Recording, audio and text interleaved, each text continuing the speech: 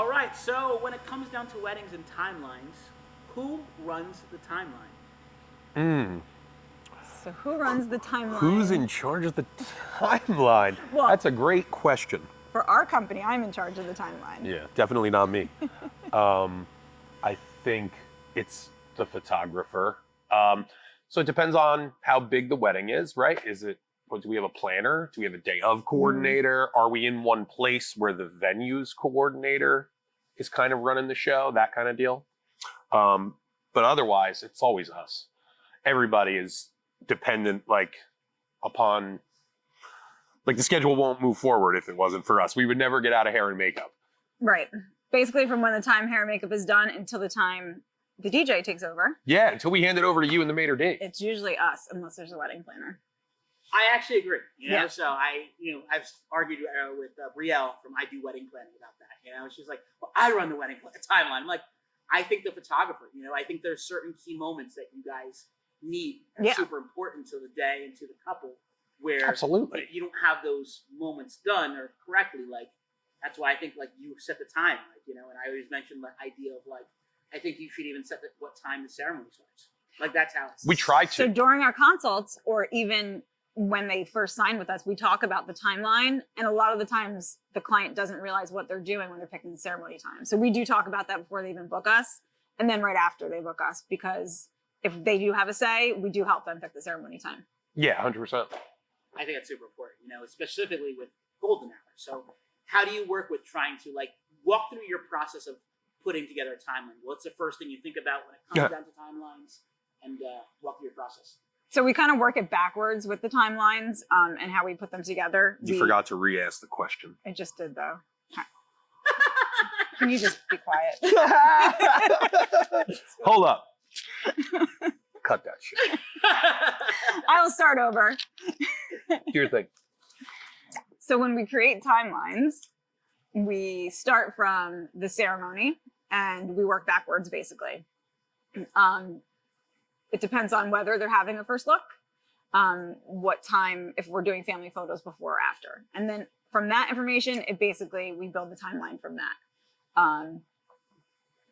See, when you interrupted me, I forget all the shit I was going to say. Sorry. So you base the timeline off ceremony, you said, or?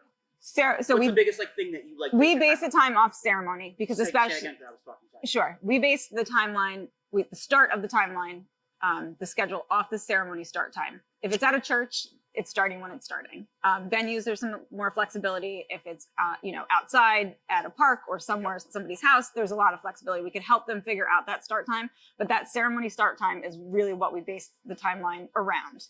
Yeah. We give them some time before the ceremony, at least a half hour to kind of chill, and then we work backwards. And then do we have to do family photos, bridal party photos, couple photos, first look, and then from that we could tell them what time they need to be ready for hair and makeup. How do you base what time to start the ceremony if they ask? Time of the year is time of the year is key. Is key on when you decide on when to start the ceremony because of golden hour, right? So some people have fall and winter weddings and they don't realize that they're going to have their ceremony during golden hour, but then all their photos will be at night if they don't do a first look. Right. So these are things brides and grooms don't look at or think about. But it's kind of the reason, right? It's the thing that sets us apart as professionals, right? And not just us, but just professionals in general. We've done this hundreds and hundreds and hundreds of times, and the bride and groom have probably done it 0 times, right? Maybe they're getting outside advice from someone who has done it before, but it's never really great advice. It's never professional advice. Maybe it's something they read on Wedding Pro or something like that. But. Right. So then it comes down to, yes, you want your ceremony during golden hour. Perfect. That's fine. It'll look beautiful. If anything runs late, it could be at night. They have to realize that. Yep. And then you have to do a first look if you want daytime photos. And if not, you have only nighttime photos. So it's all about educating the client on what they get if they do it the way that they are laying it out. Or if they want something different, then we show them how they can lay it out to get what they want. Yeah, the bottom line is it's their show. We're just there to document it. But if we can give any advice that helps them make it the best it can possibly be, right, we're going to do that. Cool. Awesome. So when it comes down to timelines, what moments are overlooked? What moments are what moments are overlooked, or what moments like would you want for people to know that they should invest more time into? If there is anything. So overlooked timeline moments, overlooked facets of the day, kind of, right? Yeah. Personally, I think that the rest and hang out before the ceremony, like get hidden before the ceremony period for the bride and groom, if they've done a first look, is gigantic for them. It can bring the nerves down a lot. It can make things a little bit more level. You know what I mean? Retouch up your makeup. Touch up makeup. Make sure while that you're there, you could spend some time with family, and we have a minute to breathe and set up for the ceremony. Yeah. Because everything else is hectic. Oh, sorry, I didn't mean to talk over Another thing that's overlooked, and it's not necessarily a moment that needs to be captured, is travel. Gathering everybody together, moving up from one location to the next. So you have to build that into your timeline, because we all make fun of planners for three-minute increments. But at least they put in 10 minutes for travel, 10 minutes to get people out of the bus into the venue, and bathroom breaks. Those are all things that are overlooked, not necessarily things we want to document, but that you have to think about because they add up. Here's a hot take for you. The secret timeline killer is the receiving line after the reception. After the ceremony. After the ceremony. So aside from a Catholic priest who can be super long-winded and go over 40 minutes, people don't realize that a receiving line for a 150-person wedding can be 40 minutes. And 40 minutes after the ceremony is like the entire time for photos, or that was our entire time to travel over to the venue. Right. So that's definitely the hidden timeline assassin, is the receiving line. Hidden timeline assassin. That's gonna be clipped. So are there any tools that you use or utilize to be able to create timelines or provide timelines, or showcase timelines to couples? Is it more Excel sheet? Is it more like just type it out? Or is there anything that you use? Does obsessive compulsive disorder count as a tool? That is my main tool. OCD is my main tool. If OCD counts as a tool, that's the best one. So how we work building the timeline and getting that information, we start with a questionnaire, and we don't send that to the clients right when they book with us. We wait till maybe a couple months before the wedding. It asks all of the information because things change. Right, because things change. All the information that they have, or they think they have, about what time everything's starting, who's who, all their family members, any drama with family members. I know that sounds silly, but it's important, because if we have to separate groups or whatever, which does happen.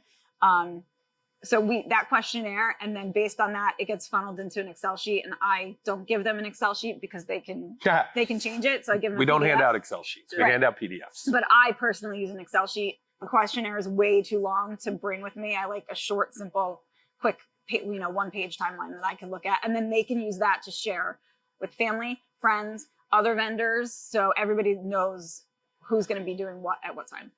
Yep. Awesome. Talking about vendors, how do you coordinate, I guess, the interaction between what your needs are for timeline and what other vendors' needs for timeline? Let's say, for example, a DJ needs to get the party started, but you have to still take your golden hour shots. Like, how do you organize that, or how do you do that before the wedding? Like, tell me a little about that process of making sure you have the time for your golden hour shots or whatever you need. So, I'm thinking about how to thinking about how to re-say the question to you to make in a more concise manner. So you say we do have to coordinate with other vendors on the timeline so that everybody gets what they need, so the client ultimately gets what they need. Absolutely. We don't do most of that. The only thing we do beforehand is hair and makeup. We will talk to them. I will talk to them to make sure everything is running smooth, and they understand what we do, because what we do in the morning is a little bit different than what other photographers do in the morning. So we will talk to them before the wedding. But everything else, we pretty much wait till the day of, because if things are running late, things change, the bride and groom, or the groom and groom, or bride and bride are just sick of photos and they have extra time. And so many things can happen. So it's just communication. It really is. As soon as we get to the venue, we talk to the constant communication. Yeah. As soon as we get to the venue, we talk to the maitre d', we talk to the DJ. As soon as we show up at the ceremony, we talk to the priest, just to make sure they know what we need and ask them what they need. And so the bride and groom can ultimately be the ones that have, what they want at their wedding. And on the topic of vendor relations there, right? Coordinating with the DJ. Taking someone out of the wedding when the Without telling DJ them. is about to start the next dance set and they've got, pyro planned and smoke and their favorite songs and that is the most arrogant thing that a photographer, videographer, whoever could do. Not telling the maitre d' when the Chateaubriand is getting delivered to the head table. It's insane that people just think they're there to do their own job and they're not there to service the client. It upsets us. It really does. Right, we all have the same goal. So Yeah. we communicate and over communicate. And people tend to do that back to us just because we do that with them. So Yeah, no. 100%. Every time I worked with you, you guys were awesome with that, and I can't tell you how many photographers are horrible with that. And they just take the couple out for 25 minutes, it's so Like, silly. and I don't even know where I have no clue where they are. I'm like, what? You could have told me. Like, at least Yeah, let me us know. I At always least let us know. One of the things I always say in the beginning, when you hate the idea if I just start something and you miss it because of the fact that I just did it without saying, I promise I won't do that to you. Right. As long as you promise. If we're eating dinner and you're spinning and then all of a sudden you're like, hey, I'm about to blah, blah, blah. That's all it takes. You know what I mean? It takes 10 seconds to say, let's get this all on the same page. So we spoke about little issues with weddings and stuff like that. So how do you coordinate, I guess, if the wedding is going super late and they're going to miss some of the pictures, let's say, of their formal shots before the reception starts? Let's say they're super late and they get to the reception. We got to start introductions. Like, is there any tips or tricks that you do, or is there anything specific that you do to try to reorganize that or try to So I think when we start planning the timeline and the must-have shots with the clients, we prioritize them, right? So we always try to make sure family photos get done, period, end of story, right? Yeah. We have a list of all these combinations that would be wonderful to have, but we also know which ones you must have, right? To get everybody in photos.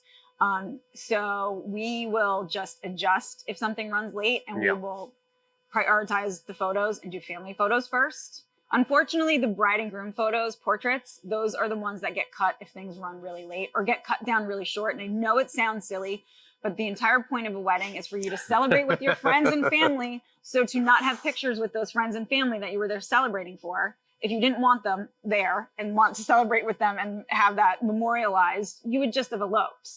So the bride and groom photos are the ones that get pushed, and we'll figure that out. What we could squeeze in a portrait here and there throughout the night. Yeah. Gathering the family photos and bridal party, we'll push that. So we just do a little bit of rearranging on whose photos we take first, and we'll cut down the list a little bit. We still make sure everybody's represented. We've done like in the middle of the winter, bride and groom don't want to be outside for a very long time. So we'll just take them to a corner of the reception room and we'll make a portrait there. Then we'll set one up outside, bring them out for 10 seconds, plug them into the photo, bring them back inside, get them warm. Right. We've had sessions after the wedding where they put their clothes back on, the dress and the top. Why not? I mean, it's really common. It's really common in. They're called day after sessions. Day after sessions are. You gotta click that because you're like, where they put their clothes back on. Yeah. So whatever.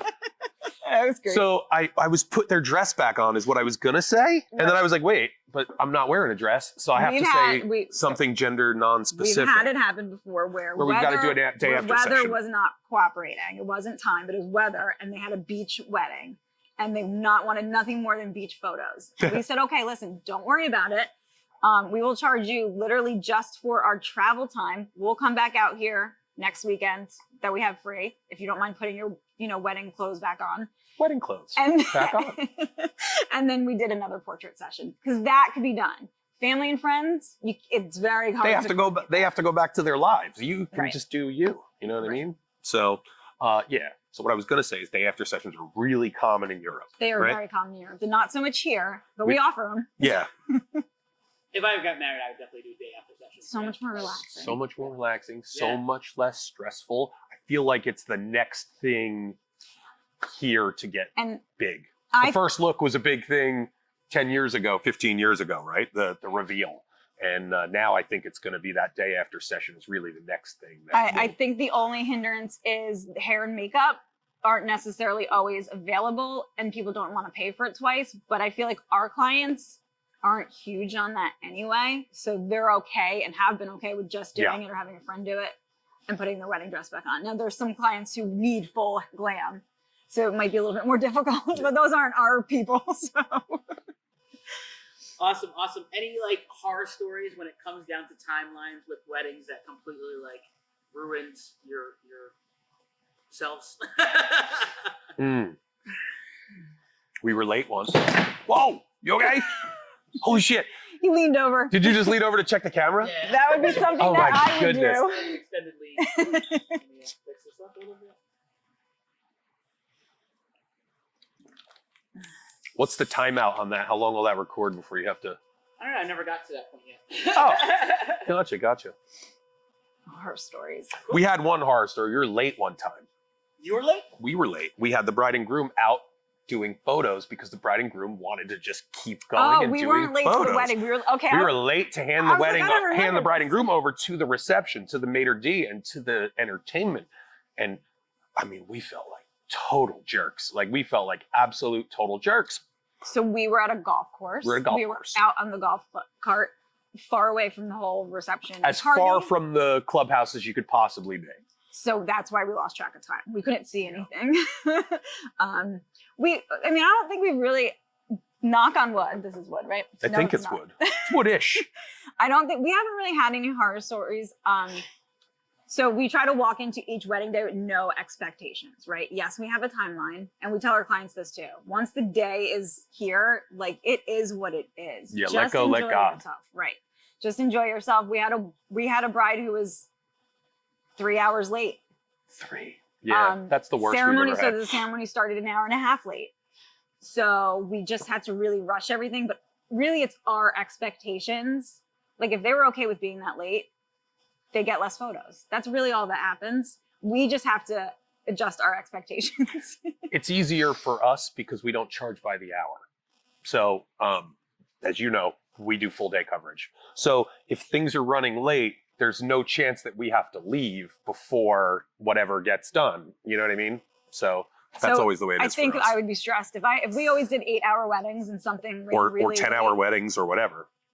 I would be stressed because It would be very stressful. you do want them to get that full gallery and you want them to get, all the photos they were looking for. Absolutely. Absolutely. That is definitely another criticism of photographers when they have those 8-hour days and like, oh, we got to get everything done within an hour. Like, what? It's just Like, so stressful. It's impossible for us. Like our entire style and our entire way that we market ourselves is based on the fact that it's as natural as we can make it, right? It's pretty staged, right? It's a wedding.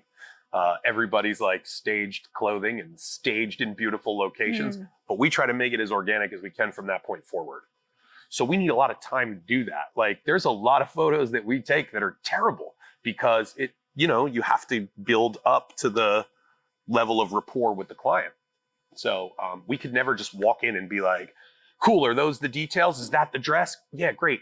Hold the lipstick to your mouth or whatever. Like that wouldn't be could, something. but they would be okay photos and they wouldn't get us closer to the client, which would allow us to get good candid moments, like actual moments. Yeah, 100%. So, Awesome. So last thing I would ask you to do is take a look at the camera, give anywhere from 15 to 45 seconds on any kind of advice on timelines and how couples can plan a timeline, what's optimal ideas about timelines. You can take a moment just to think about what you want to say. Word. And like 15 to 45 seconds of like, this is what you need to do. This is the most important thing when it comes down to timeline. So just look at the camera. What do you want to say?